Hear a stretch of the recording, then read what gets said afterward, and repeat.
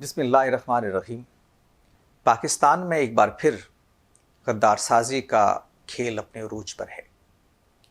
سیاسی نابالغوں کی ایک پوری فوج ہے جو اس خدمت پر مامور کر دی گئی ہے کہ وہ اپوزیشن کے لوگوں کو خاص طور پر ٹارگٹ کرے اور ان کو غدار ثابت کرے۔ یہ لوگ نہ ملک کی تاریخ سے واقف ہیں، نہ اس بات سے واقف ہیں کہ اس طرح کی مہم جوئی قوموں کے لیے، ملکوں کے لیے کس عذاب کو دعوت دینے کے مترادف ہے۔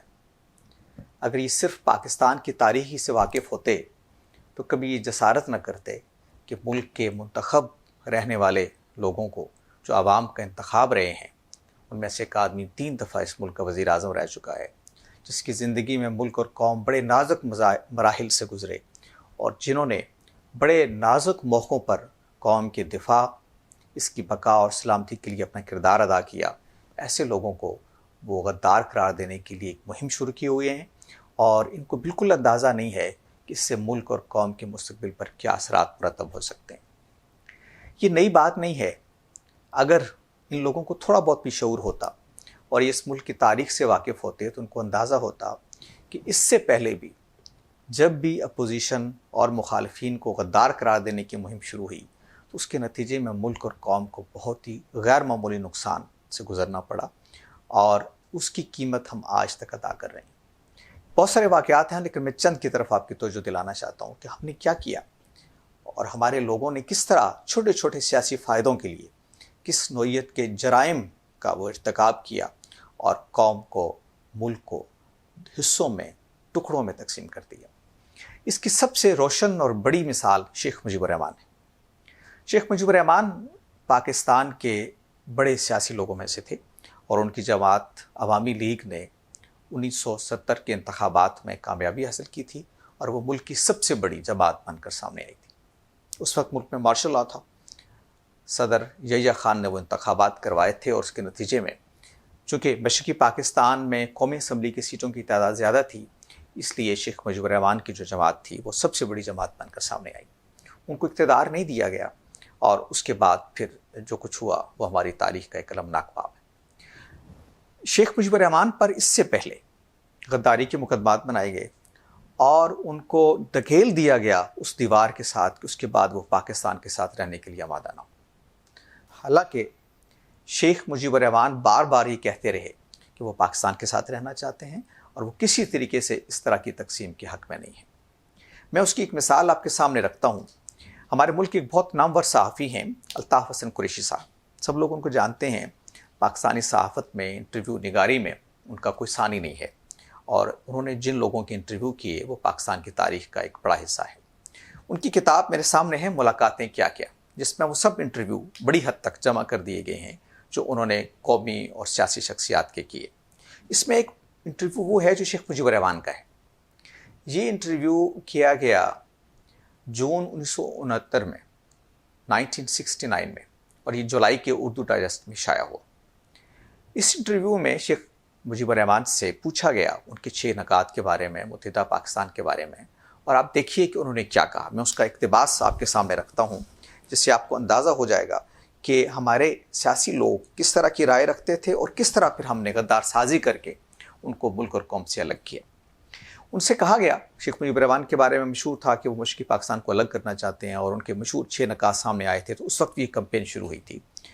تو ان کے بارے میں یہ سمجھا جاتا تھا کہ وہ مغربی پاکستان کے ساتھ ایک نفرت کا رشتہ رکھتے ہیں، اور یہی سوال الطاف صاحب نے ان کے سامنے رکھا۔ تو دیکھیے مجیب الرحمان نے اس کا کیا جواب دیا۔ وہ یہ کہتے ہیں، سوال ہے کہ وہ اپنے مشرقی پاکستان کے سفر کا حوالہ دیتے ہوئے الطاف صاحب پوچھتے ہیں کہ کبھی کبھی یہ گمان گزرتا ہے کہ شاید آپ لوگ ہم سے نفرت کرتے ہیں، یعنی مشرقی پاکستان کے لوگ شیخ مجیب الرحمان وغیرہ مغربی پاکستان کے لوگوں سے نفرت کرتے ہیں۔ اس کا جواب دیتے ہیں شیخ مجیب الرحمان، نہیں قریشی صاحب، آپ کا گمان 100% غلط ہے۔ ہمارے اور آپ کے عوام ایک ہیں اور ایک ہی رہیں گے۔ پاکستان برصغیر میں مسلمانوں کی متحدہ کوششوں کے نتیجے میں دنیا کے نقشے پر ابھرا اور انشاءاللہ اس کا پرچم ہمیشہ سربلند و سرفراز رہے گا۔ میرے بارے میں یہ کہا جاتا ہے کہ میں مشرقی پاکستان کی علیحدگی چاہتا ہوں۔ یہ سراسر بہتان اور افتراء ہے۔ اگر میرا منصوبہ اسے آزاد کروانے کا ہوتا تو میں 22 فروری 1969 کو اس کا اعلان کر سکتا تھا۔ میں جب جیل سے باہر آیا تب لاکھوں انسان میرے گرد جمع تھے. میں ریس کورس کے میدان میں علیحدگی کا اعلان کر سکتا تھا. اس وقت مجھے روکنے والا کون تھا؟ میں نے ایسا نہیں کیا چونکہ میں پاکستان کی تشکیل میں اپنا خون دیا ہے اور میں وطن کی سلامتی کے لیے جدوجہد کرتا رہوں گا. یہ دیکھیے، یہ شیخ مجیبر الرحمان کے جذبات ہیں. انہوں نے سوال کیا کہ مگر آپ کی 6 نکات تو کچھ اور کہتے ہیں، کہ آپ یہ کہہ رہے ہیں کہ آپ نفرت نہیں کرتے، آپ علیحدگی نہیں چاہتے، لیکن 6 نکات تو کچھ اور کہتے ہیں. دیکھیے اس کے جواب میں مجیبر الرحمان نے کیا کہا. قریشی صاحب، 6 نکات قرآن اور بائبل تو نہیں اور ان پر نظر ثانی کی جا سکتی. میں آپ کو صرف اتنا بتانا چاہتا ہوں کہ 6 نکات ظالم طبقے کے خلاف مظلوموں کی دلدوز آواز ہے. ہمیں مغربی پاکستان کی عوام سے کوئی قد نہیں اور وہاں کی خوشحالی ہماری اپنی خوشحالی. ہمیں صرف اس طبقے سے نفرت ہے جس نے کبھی سرکاری افسروں اور کبھی صنعتکاروں کے روپ میں ہمارے حقوق پر ڈاکہ ڈالا، اور بدقسمتی سے ان سب کا تعلق مغربی پاکستان سے. یہ یعنی وہی کہہ رہے ہیں کہ چھوٹا سا ایک طبقہ ہے صنعتکاروں کا، افسروں کا، جو اصل میں ہمارے حقوق کو غصب کیے ہوئے ہے. ہمارا کوئی دشمنی اور کوئی نفرت مغربی پاکستان کے لوگوں سے نہیں ہے. اور پھر یہ بھی دیکھیے، وہ اس پہ کہہ رہے ہیں کہ 6 نکات قرآن اور بائبل نہیں ہے، یعنی اس پہ بات ہو سکتی ہے. چنانچہ اسی انٹرویو میں ایک دفعہ پھر انہوں نے یہ بات کہی کہ قریشی صاحب، میں آپ سے سچے دل سے کہتا ہوں کہ 6 نکات قرآن اور بائبل نہیں ہیں. یہ تو میں نے سیاسی سمجھوتے کے لیے پیش کیے ہیں، مگر بعض اخبارات اور بعض قائدین انہیں ایک دوسرے ہی رنگ میں پیش کر رہے ہیں. گفتگو اور بات چیت کے ذریعے ایک سیاسی سمجھوتے تک پہنچا جا سکتا ہے. یہ ہیں وہ جذبات جو شیخ مجیبر الرحمان کے تھے. لیکن اس وقت بھی ہمیں جلدی تھی کہ شیخ مجیبر الرحمان کو غدار بنائیں، غدار قرار دیں، اور پھر ہم نے یہ اپنا فریضہ سر انجام دیا، اور اس کی قیمت ملک اور قوم کو یہ ادا کرنا پڑی کہ مشرقی پاکستان ہم سے الگ ہو گیا. اسی طرح کا رویہ ہم نے باچا خان کی نسل کے ساتھ رکھا. ولی خان، ان کے بیٹے، ان کی نسلوں کو ہم نے اس ملک میں غدار بنائے رکھا. مجھے یاد ہے کہ اعتزاز احسن کی غالباً کتاب کی تقریب رونمائی تھی لاہور میں. اس میں اسفندیار ولی نے ایک تقریر کی، اور اس میں اس نے ذکر کیا کہ آپ ہم لوگوں کو غدار بناتے ہیں، ہماری تیسری نسلوں کو بھی، اس جرم میں کہ ہم باچا خان اس وقت کانگریس کے ساتھ تھے. ہمارا حال تو یہ ہے. انہوں نے بتایا کہ میں ایک دفعہ گھر گیا، اور جب پاکستان اور انڈیا کا میچ ہو رہا تھا، اور میں نے دیکھا اپنے گھر میں کہ ٹیلی ویژن پہ میچ جاری ہے، اور میری بیٹی دیوار کی طرف منہ لگائے اور ہاتھ اٹھائے پاکستان کی فتح کے لیے دعا کر رہی ہے، اور اسکرین کی طرف دیکھ نہیں رہی اور رو رہی ہے کہ پاکستان کو فتح مل جائے. یہ جذبات ہیں باچا خان کی نسل کے، لیکن ہم نے ان کو غدار بنانے میں کوئی کمی نہیں چھوڑی. آج پھر یہ کھیل کھیلا جا رہا ہے. نواز شریف صاحب کو، جو اس ملک میں پاکستان کے ایٹمی پروگرام کو آگے بڑھانے اور پاکستان میں ایٹمی دھماکے کرنے کے ذمہ دار اور اس کا اعزاز ان کے پاس ہے، ان کو ہم غدار بنانے کے لیے چلے ہیں. یہ کھیل مولانا فضل الرحمان کے ساتھ بھی کھیلا جا رہا ہے، اور کھیلا جائے گا کہ کل ان کے آباء و اجداد جمعیت علماء ہند بھی تو پاکستان بننے کے مخالف تھے. میں سمجھتا ہوں کہ یہ سیاسی نابالغ، ان کو سوچنا چاہیے کہ کیا کھیل کھیل رہے ہیں اس ملک کے ساتھ. شبلی فراز صاحب کو شاید یاد نہ ہو کہ 20-25 سال پہلے خود ان کے والد گرامی احمد فراز کو اس ملک میں غدار قرار دیا گیا. وہ بھارت میں جاتے تھے، اور ان کو اور فہمیدہ ریاض اور شاعروں کی پوری ایک ٹیم تھی جس کو غدار قرار دے دیا گیا ضیاء الحق صاحب کے دور میں.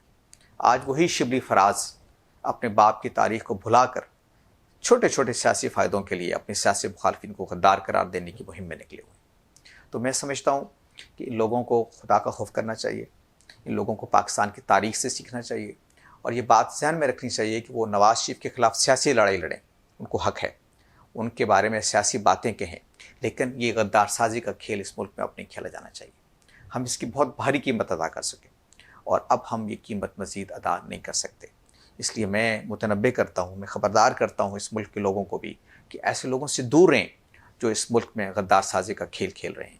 اللہ کا شکر ہے کہ ہمارے سیاسی لوگ، ہمارے دیگر اداروں کے لوگ محب وطن ہیں. ہمیں کسی کی حب الوطنی پر اعتراض نہیں ہے، اور ہونا بھی نہیں چاہیے.